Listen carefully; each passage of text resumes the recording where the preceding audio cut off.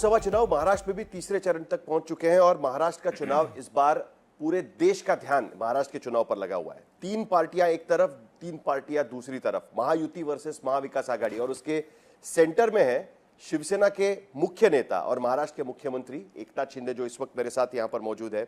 शिंदे जी, interesting बात यह है कि 4 जून को इस चुनाव के नतीजे आएंगे और उसी जून महीने में आपकी सरकार को 2 साल पूरे हो रहे हैं। प्रचार तो मोदी जी के नाम पर हो रहा है, लेकिन फिर भी आपकी भी कुछ अचीवमेंट है क्या? आप उसको लेकर चुनाव में लोगों के सामने जा रहे हैं? बिल्कुल, हम लोग चुनाव में विकास का एजेंडा ही लेके जा रहे हैं। जो हमारी अचीवमेंट्स है महाराष्ट्र की, जैसे अटल सेतु एक गेम चेंजर प्रोजेक्ट हो गया, नागपुर मुंबई हिंदू हृदय सम्राट बाला साहेब ठाकरे समृद्धि महामार्ग जो एक गेम चेंजर है। आज मेट्रो के कई उद्घाटन हो गए, मेट्रो 2, मेट्रो 7, कार शेड का काम शुरू हो गया है। यहाँ पर मिसिंग लिंक जो है पुणे, आधे घंटे से और कम ट्रैवल टाइम होगा, वो है। अभी नए हम लोग कर रहे हैं, ये शुरुआत हो गई है पुणे रिंग रोड, जो Pune Mumbai access control road के बाहर निकलता है वो, नहीं तो पुणे में जाम हो जाते जाएंगे तो उसको बाईपास कर रहे हैं, तो वो कर रहे हैं हम लोग। Vasai Virar multi modal corridor कर रहे हैं, मुंबई गोवा सिंधुदुर्ग एक्सेस कंट्रोल कर रहे हैं, मुंबई कोस्टल उसका काम शुरू हुआ है। आपका इंफ्रा पे ज़्यादा फोकस? इंफ्रा प्रोजेक्ट पे बहुत ज़्यादा काम शुरू है, और एक्चुअल देखा जाए तो कनेक्टिविटी मोस्ट इम्पॉर्टेंट है फॉर प्रोग्रेस, और इसलिए हम लोग अभी ज़्यादा ध्यान इंफ्रा पे दे रहे और इंडस्ट्री को लाने के लिए ध्यान दे रहे। इंडस्ट्री आ रही है, इंडस्ट्री आने की वजह से एम्प्लॉयमेंट जनरेट होगा, लोगों के हाथ को काम मिलेगा। वही आरोप लगाया गया था कि महाराष्ट्र से इंडस्ट्री गुजरात चली जाती है, उस पर काफी चर्चा हुई थी। प्रधानमंत्री को भी ये सवाल पूछे गए थे उसमें। अभी जब वेदांता गई तब हमारे सरकार को 2 महीने हुए थे सिर्फ। 2 महीने में कोई भी इतनी बड़ी इंडस्ट्री यहाँ से वो जाती है क्या? उसको प्रिपरेशन को 4-6 महीने लगते हैं। तब उनको लगा कि यहाँ हमको सपोर्ट नहीं मिलेगा। उनको क्या मालूम था कि नई गवर्नमेंट आने वाली है। तो अभी हमने जब देखा कि 2 साल में 5 लाख करोड़ का निवेश हुआ है, उसके एमओएस साइन हुए, उसके कागज सिर्फ पेपर पे नहीं, उसके एग्जीक्यूशन शुरू हुआ है, इम्प्लीमेंटेशन शुरू हुआ है, और लोग अभी महाराष्ट्र को पसंद कर रहे हैं। ये महाराष्ट्र इंडस्ट्री फ्रेंडली स्टेट बन गया है। देखिए, किसानों को लेकर काफी समस्या है। देखिए, ओनियन एक्सपोर्ट को लेकर, प्याज एक्सपोर्ट को लेकर अभी सरकार ने 3 दिन पहले नोटिफिकेशन निकाला और कहा कि हम एक्सपोर्ट खुला कर रहे हैं। हाँ। लेकिन ये मांग काफी दिनों से थी। क्या महाराष्ट्र में इसका डर था कि इसका एक इम्पैक्ट हो जाएगा 3rd फेज में, 4th फेज में नासिक और बाकी के इलाके? देखिए, किसानों के साथ ये सरकार है, केंद्र की सरकार भी है, ये किसानों की सरकार है। उसके साथ जो ग्राहक हैं उनका भी ध्यान रखती है, और इसलिए अभी वो प्याज का जो एक्सपोर्ट था उसका डिसीजन ले लिया है, इथेनॉल का ले लिया है। जो किसानों के हित का जो निर्णय है वो केंद्र सरकार ले रही है। मैं ये भी बताऊंगा कि जब शुगर इंडस्ट्री तकलीफ में थी तब हम लोग अमित शाह साहब के पास गए थे, सहकार मंत्री जी के पास। 10,000 करोड़ का इनकम टैक्स वेव कर दिया उन्होंने। एक बहुत बड़ी उपलब्धि है और बहुत बड़ा दिलासा ये शुगर इंडस्ट्री को भी है और किसानों को भी है। लेकिन महाराष्ट्र में राजनीतिक दृष्टि से काफी चीजें देखी जा रही है, क्योंकि किसानों को हमने और एक बात बताते, किसानों को जैसे पीएम साहब ने, प्रधानमंत्री जी ने 6,000 रुपया सालाना देने का आपने एडिशन निर्णय लिया। हम लोग ने 6,000 एडिशन दे दिया। 12,000 रुपया अभी किसानों को सालाना मिलेंगे। जो पीक बीमा योजना है, जो क्रॉप इंश्योरेंस, उसके पहले प्रीमियम किसान भरते थे, अब वो सरकार भरेगी, और 1 रुपया सिर्फ किसान को भरना पड़ेगा। आप अपने परफॉर्मेंस से संतुष्ट है? आपने जो किया है उससे आप संतुष्ट है? आपको लगता है कि प्रधानमंत्री मोदी के करिश्मा आप जो इस्तेमाल कर रहे हैं उसके साथ साथ आपकी सरकार बिल्कुल जैसे डबल इंजन की सरकार, केंद्र सरकार ने कई योजनाएं की है।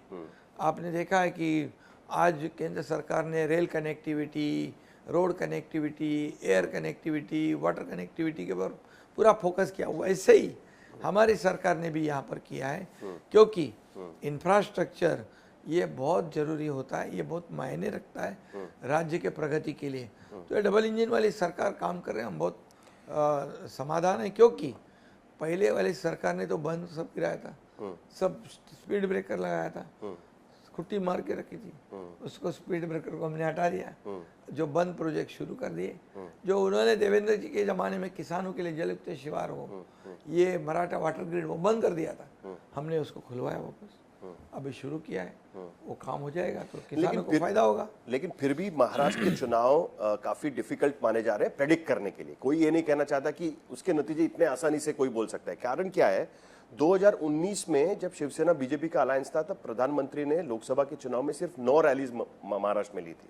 इस बार प्रधानमंत्री की 18 से 20 रैलीज महाराष्ट्र में हो रही है। ऑलमोस्ट दुगनी रैलीज महाराष्ट्र में करनी पड़ रही है। कई रैलीज शिवसेना और एनसीपी के कॉन्स्टिट्यूंसीज में भी करनी पड़ रही है।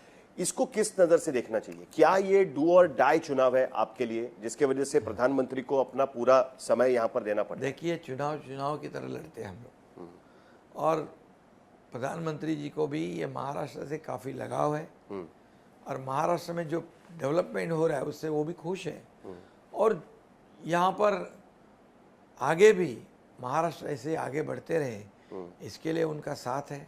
और वो आते हैं चुनाव में प्रचार करना, 9 सभा लेना है या 18 लेना, इसमें क्या कोई नियम थोड़ी है? नहीं, लेकिन ये या कोई आचार संहिता है? नहीं, लेकिन ये विरोधी पार्टियां कोई डर है।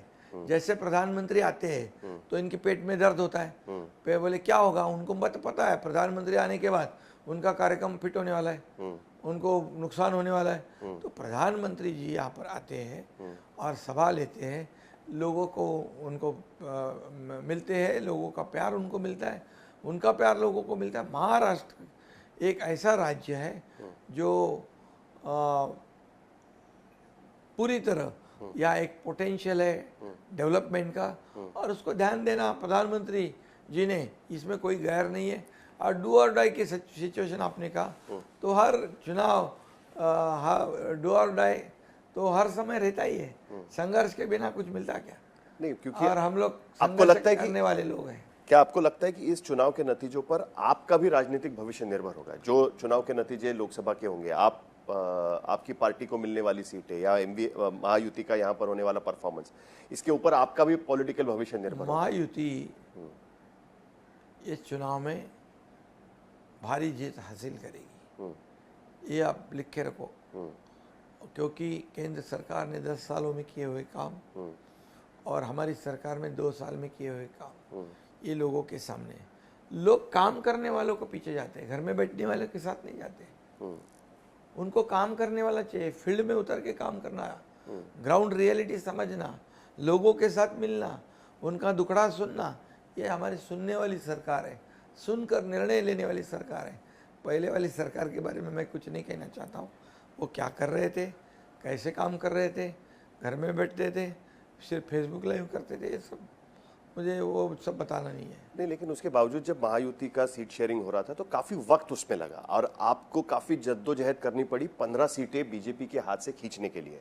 ठाणे की सीट हो, बारामती की सीट तो राष्ट्रवादी कांग्रेस ने तुरंत ले लिया, सुनेत्रा पवार का नाम भी घोषित हो गया, लेकिन आपके इलाके की ठाणे की सीट है, उसके लिए बीजेपी ने जी जान का जोर लगा दिया कि नहीं, ये सीट हम नहीं छोड़ेंगे। दक्षिण मुंबई की सीट को लेकर भी बीजेपी ने पूरा जी जान लगा दी कि ये सीट हम नहीं छोड़ेंगे। नासिक की सीट को लेकर छगन भुजबल अड़े हुए थे। कितना मुश्किल था सीट शेयरिंग में शिवसेना के नाम पर सीट निकालना और आपका वहां पर अपनी भूमिका रखना? मिले ना 15 सीट, 15 सीट पे लड़ रहे हैं ना हम लोग शिवसेना। तो ये सब बाहर की, ये जो परसेप्शन है ये बाहर के पब्लिक में अपोजिशन वाले फैलाते हैं। हमारे में कोई रंजिश नहीं है और एक दूसरे के कंसेंट से हम काम करते हैं और कोई मतभेद नहीं है, ना थे ना रहेंगे।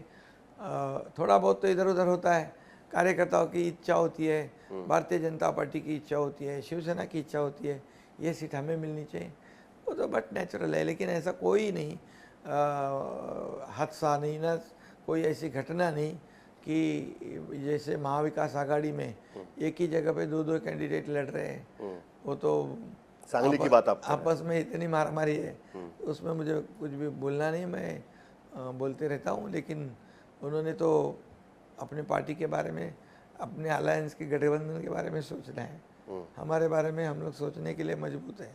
नहीं, लेकिन आपके जैसे आपके कई सिटिंग एमपीज के टिकट आपको काटने पड़े। आपने रामटेक में आपके सिटिंग एमपी का टिकट काटा, आपने यवतमाल वाशिम में जो सिटिंग एमपी है उनका टिकट आपने काटा, यहाँ पर हिंगोली में आपने जिनको टिकट दिया था उनको बाद में कहा गया कि नहीं, आपकी पत्नी यवतमाल वाशिम से लड़ेगी।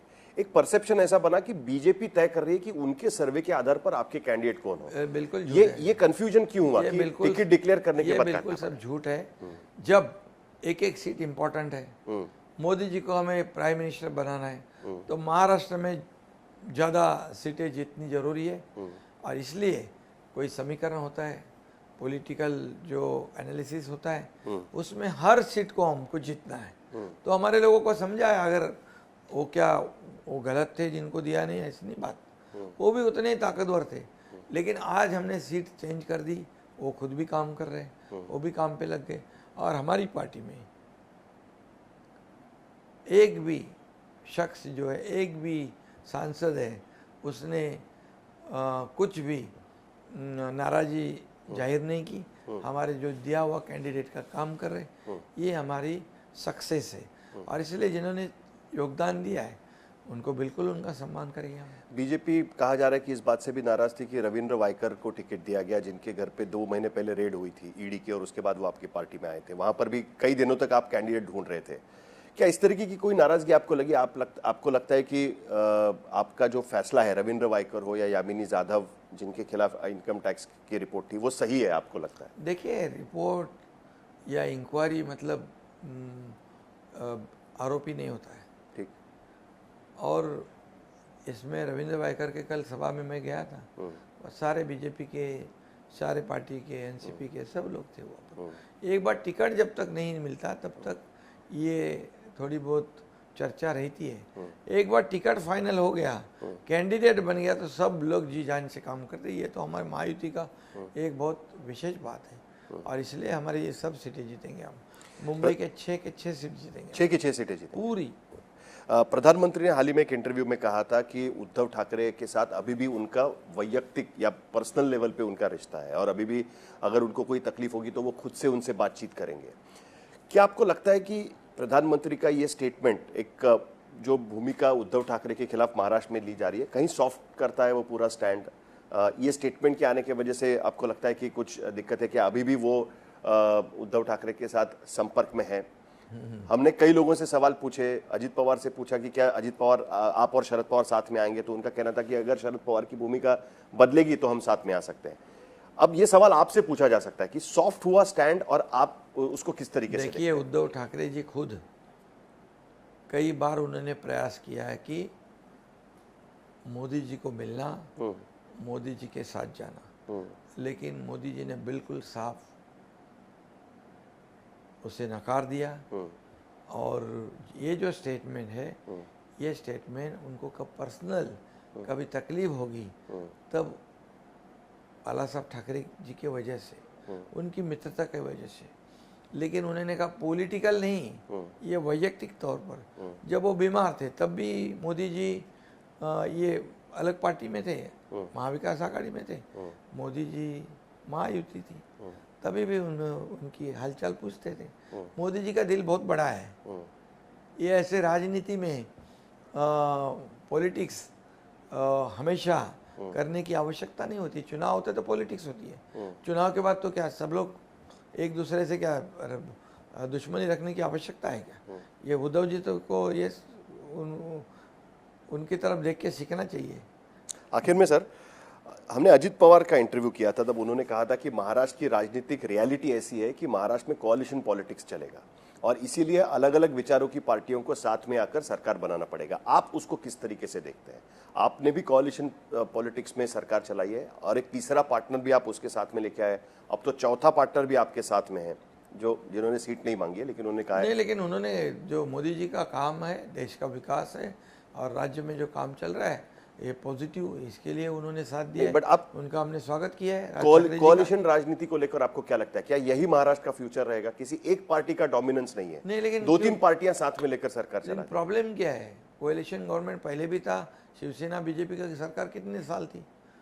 काफी साल थी, तो उसमें क्या दिक्कत है? सिर्फ मकसद एक ही होना चाहिए, उद्देश्य एक होना चाहिए कि राज्य का विकास करे, डेवलपमेंट करे, राज्य की जनता के लिए काम करे, उनके हित के निर्णय ले। बट क्या यही राजनीतिक भविष्य है महाराष्ट्र का? कॉलिशन पॉलिटिक्स यही महाराष्ट्र का राजनीतिक भविष्य है? कोई एक पार्टी का डोमिनेंस महाराष्ट्र में नहीं क्यों चाहिए? लेकिन अगर सब मिलके काम कर रहे, सरकार को आगे बढ़ा रहे, राज्य को आगे बढ़ा रहे, केंद्र उसको सपोर्ट कर रहा है, तो उसमें क्या तकलीफ है? आखिर मकसद होना चाहिए क्या? ये लोगों का हित, लोगों का फायदा और राज्य का विकास, ये मकसद है हमारा। आखिर में सर कितनी सीटें आप देना चाहेंगे महायुति को? हमारा मिशन 45 है। 45 प्लस 45 प्लस बोले ना। 45 प्लस। बहुत बहुत शुक्रिया सर। अभी भी 2 चरण के चुनाव बाकी है, आपसे मुलाकात होती रहेगी। बहुत बहुत शुक्रिया, आपने आज तक से बात की। धन्यवाद।